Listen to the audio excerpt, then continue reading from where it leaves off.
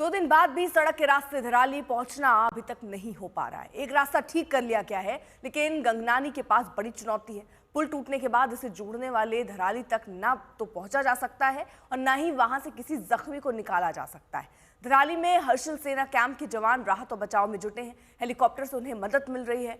घायलों को लगातार हेलीकॉप्टर से अस्पताल पहुंचाया जा रहा है, लेकिन जो सड़क मार्ग है वो अभी भी बाधित ही है। जो चालू है उससे ऐसी राहत अभी मिलती नजर नहीं आ रही है। हालांकि रेस्क्यू किए गए लोगों से सीएम धामी ने मुलाकात की है। वो पल पल नजर बनाए हुए हैं। इससे पहले भी उन्होंने हवाई सर्वेक्षण की और किस तरह से राहत सामग्री पहुंचे या बचाव दल पहुंचे, इसको लेकर एक समीक्षा की गई, बैठक की गई, मीटिंग की गई। हम पहली तस्वीर आपको दिखा रहे, देखिए किस तरह से सैलाब जो है वो आया और उसके बाद जिंदगियां इस सैलाब में डूब गई। लेकिन लोग जा रहे हैं उससे अभी भी जा रहे हैं। उस समय आपस में तो भाग गए थे सब लोग कि बचने के चक्कर में। अभी तो उसमें जाने लायक है नहीं, क्योंकि ऐसा काफी हाइट से तारे टूटी हुई है। हाँ जी, कल में आया था वहीं पर था। हाँ दिखे थे सर आप हमको। कोई कहीं कोई दिक्कत नहीं है। बाकी व्यवस्था वगैरह सब जल्दी पहुंच जाएंगे आपकी व्यवस्थाओं के बारे में बात करनी है, अलग से बात।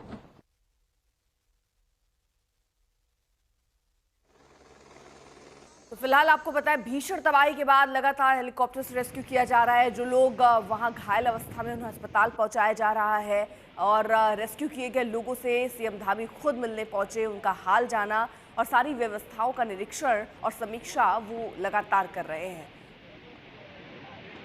हालांकि एक्शन में जो सेना की टीम, हर टीम वहां पर लगातार मौजूद है कि किसी तरह जो भी जिंदगियां बचाई जा सके वो बचाई जाए।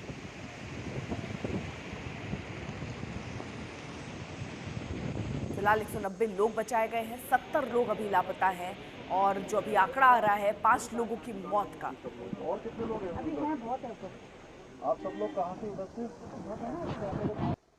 तो चुनौती देखिए बहुत है जब आप इस तरह के हालातों में हो, जहां ऐसा सैलाब आ जाए, जहां लगातार बारिश हो रही हो, लैंडस्लाइड का खतरा हो, ऐसे में रेस्क्यू कर पाना, क्योंकि मौसम भी आपका साथ नहीं दे रहा है। एक तरीके से मौसम आपकी परीक्षा, आपके इम्तिहान ले रहा है, लेकिन इन्हीं भारी चुनौतियों के साथ यहाँ रेस्क्यू ऑपरेशन भी चलाया गया और लगातार सेना के जवान डटे भी हुए हैं।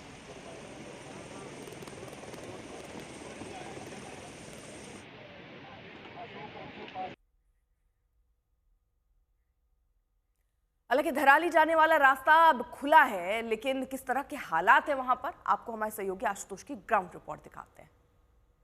ऑपरेशन जो कल से शुरू हुए हैं और उसके बाद करीबन जो बड़ी संख्या में और लोगों को, एसडीआरएफ के और एनडीआरएफ के लोगों को भेजा गया है। इसकी वजह से ये हम समझ सकते हैं कि वहां जो संख्या 130 थी धराली में और हर्षिल में, वो कुछ ज्यादा हो गई। अगर ज्यादा मैन पावर अगर है तो आप जो राहत बचाव कार्य उसमें रफ्तार आएगी। हम जहां पर हैं अभी भी वहीं, उससे आगे पहुंचना ही बड़ा मुश्किल है। इतने तमाम रास्ते कोशिश कर लिए, ट्रैक कर लिए, पहाड़ों के हिस्से को चढ़ करके चले गए, लेकिन एक चीज तो फिलहाल वो असंभव लगती है अगले कम से कम 1 सप्ताह के लिए है, वो है सड़क मार्ग से धराली या हर्षिल पहुंचना। और सबसे बड़ी चुनौती इसीलिए अभी भी भटवाली में जो राजमार्ग बह गया था, महज 40 घंटों के भीतर उसे बीआरओ की टीम ने दुरुस्त कर लिया है। अब वो रास्ता खुल गया है और इन्हीं रास्तों से अब पीछे आईटीबीपी की टीम, इसी के साथ साथ एनडीआरएफ और उन तमाम एजेंसियों का पूरा सामान, पूरा अमला अब आगे बढ़ेगा धराली के लिए, हर्षिल के लिए। दरअसल बड़ी चुनौती थी कि पूरा राष्ट्रीय राजमार्ग जो है नदी का शिकार हो गया था, उसी के साथ साथ गिर रहा था मलबा। पहाड़ को चीर करके, इस पूरे हिस्से को चीरते हुए अब जो आगे बढ़ रही हैं,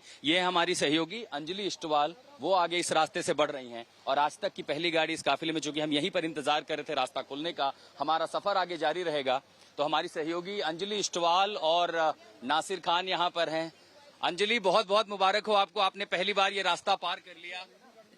सच्ची बात है। We manage to cross it and we become the first team. हम पहली टीम है आज तक की और इंडिया टुडे की जिसने ये रास्ता क्रॉस किया। सबसे पहले यहाँ पहुंचा था जब रास्ता बंद था। चलिए रास्ता खोलते, पीछे पूरा काफिला शुरू हो गया है।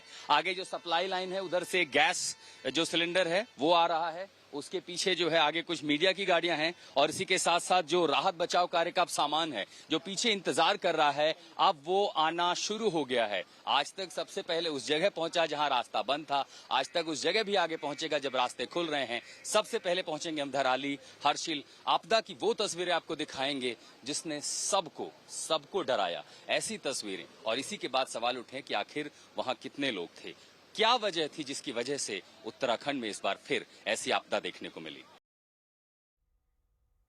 आशुतोष हमारे साथ जुड़ भी चुके हैं, जिनकी आप ग्राउंड रिपोर्ट देख रहे थे। वो लगातार वहां कोशिश कर रहे हैं, हर तस्वीर हम तक पहुंचा रहे हैं। आशुतोष, जरा ये बताइए कि अभी यथास्थिति क्या बनी हुई है, कितने रेस्क्यू के लिए अभी टीमें वहां पर मौजूद हैं, कब तक ये रेस्क्यू चलेगा, क्या अंदाजा लगाया जा रहा है कि कितनी और जिंदगियां वहां पर फंसी होंगी, और जो रेस्क्यू करके लाए जा रहे हैं लोग, वो कैसे लाए जा रहे हैं, और मार्ग क्या खुला या नहीं? तो इस पूरे अभियान में जो सबसे पहला पड़ाव है वो है इवैक्यूएशन। इवैक्यूएशन के लिए अब कोई साधन नहीं है। देखिए, पहला पड़ाव की आपने ये रिपोर्ट देखी, ये जो दूसरा रास्ता था, यहाँ मैं खड़ा हूँ। एक ब्रीफ आपको तस्वीरों के जरिए दिखा दूं, ये लाइव तस्वीरें आप देख रहे हैं। कल यहाँ दूसरा पड़ाव जो आगे गंगवानी को जोड़ेगा, रास्ता बनाया था, लेकिन रातों रात सड़क फिर नीचे धसक गई, लगभग 1 से 1.5 फीट वो नीचे धसक गई। अब क्या हो रहा है कि पहाड़ को और बाईं तरफ से यहाँ से और इसको काटा जा रहा है, इस मलबे को, कि थोड़ा सा और रास्ता बन जाए। ये सड़क देखिए ऊंची थी, ये फिर नीचे धसक गई।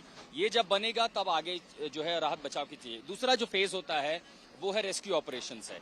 अब जिनको इवैक कर लिया गया, उनको हेलीकॉप्टर से, जो छोटे छोटे हेलीकॉप्टर्स चल रहे हैं 4 सीटर 5 सीटर, उनके जरिए उनको उत्तरकाशी लाया जा रहा है। उत्तरकाशी, दीपक जरा पीछे चले क्योंकि अब ये दरअसल रास्ता डिस्टर्ब हो रहा है।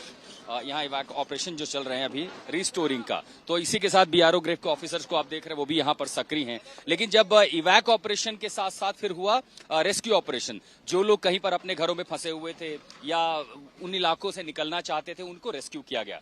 तीसरी जो चुनौती है वो है सर्च ऑपरेशन की। सर्च ऑपरेशन के लिए इस समय 150 से ज्यादा मैन पावर वहां पर है, जिसमें आईटीबीपी है, जिसमें एसडीआरएफ के लोग हैं। वहां जो राजरिफ की टीम थी, जो स्थानीय, जो वहां पर बेस कैंप था मिलिट्री का, वो वहां मौजूद थे। उसी के साथ साथ एनडीआरएफ के कुछ लोग वहां पहुंचे हैं। अब सर्च ऑपरेशन में सबसे बड़ी मुश्किल आएगी कि जितना एरिया वो जा पाएंगे, मार्किंग कर पाएंगे, वहां तो ठीक है, लेकिन जहां घर 1 से 1.5 फीट मलबे में है, उसको आप कैसे निकालेंगे? तो अब वहां सबसे बड़ी जो कमी है वो संसाधनों की है। और तीसरा जो इसमें सबसे बड़ा मिशन है, चौथा फेज, वो है रिस्टोर करना कनेक्टिविटी। कनेक्टिविटी में सड़क भी आती है, यहाँ की सड़क ठीक हो गई है, 100 मीटर का स्ट्रेच और बाकी है, वो हो जाएगा। बिजली का जो है, बिजली के लिए लोग वहां पर भेजे गए बिजली विभाग के, वो देख रहे हैं कि लाइन कहां से डैमेज है। एक बार बिजली रिस्टोर हो गई तो वही 150 पौने 200 लोग रात के समय भी उस टेरेन पर ऑपरेशन कर पाएंगे। क्या संभावना हो सकती है किसी के जीवित होने की? उसी तरह कनेक्टिविटी को वो वहां से भी सुदृढ़ करने की कोशिश करेंगे, हर्षिल धराली से आगे लिच्छिक की ओर, कि यहां से ज्यादा मदद पहुंचे। आखिरी फेज होगा रिलीफ ऑपरेशन। उस रिलीफ ऑपरेशन में नुकसान कितना है, नुकसान को अंदाजा लगाया जा सकता है। जो लोग हैं वापस उनका पुनर्वास हो जाए। तो जो 6 स्तर पर ये जो ऑपरेशन होते हैं हमेशा इस तरह, और पहाड़ों में जो मुश्किलें होती है मौसम की हैं, आज वैली खुली है और इसीलिए जो है कई सॉर्टी हमने सुबह से देखी हुई हैं। वैली के साथ साथ दूसरी अच्छी बात रही कि प्रशासन ने देर से सही लेकिन मोबिलाइजेशन काफी अच्छा किया है, काफी ज्यादा मशीनरी भेजी है और मैन पावर आए हैं, क्योंकि सड़क मार्ग को मजबूत करना ही इस समय सबसे बड़ा मार्ग है, वही सबसे बड़ा रास्ता है, और उसी के सहारे ये निर्भर करेगा कि वहां जो ऑपरेशन पहाड़ों में ऊपर हर्षिल और धराली में चल रहा है, उसमें कितनी तीव्रता आएगी। ठीक है आशुतोष, जरा रहिए आप साथ।